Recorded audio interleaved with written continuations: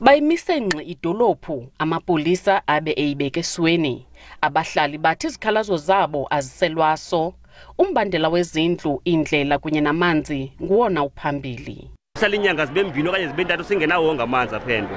Iigenerator basixelela ngazo into yoba akho generators sithi makuthathwe loo mali leyo ilungise iigenerators ezi yaziphaya emanzini sikwazi uba masifumane sinkikishelwe amanzi ngendlela efanelekileyo. Apha kwagqityelwa ukukhiwa izindlu ku-phase 1. That was 2001 ngoko of Ezinyawo. Whereas kwezinye indawo ezifana noKomani, Ledifre sebeko phase 3, phase 4.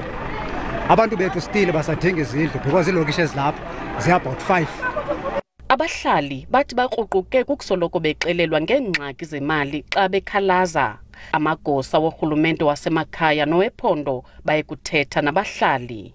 Kwezi veki zilandelayo nge-22nd kaFebruwari umasipala uzabe ehleli i-council meeting apho sabe siapprove khona i-adjustment budget.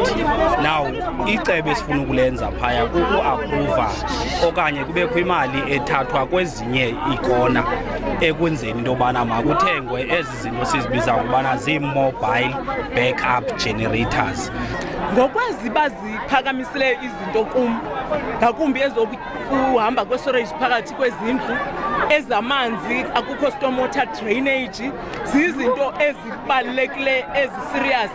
Umasipala waseMalahleni uceba ukwakha izindlu ezintandathu zangasese zikawonke-wonke nezixabisa phantse izigidi ezine zeerandi. Ukanti abahlali bona bafuna kusetyenziswe loo mali ekulungiseni injini yamanzi. Kwindaba ze-SABC ndingufundiswa Mhlekude, eNdwe.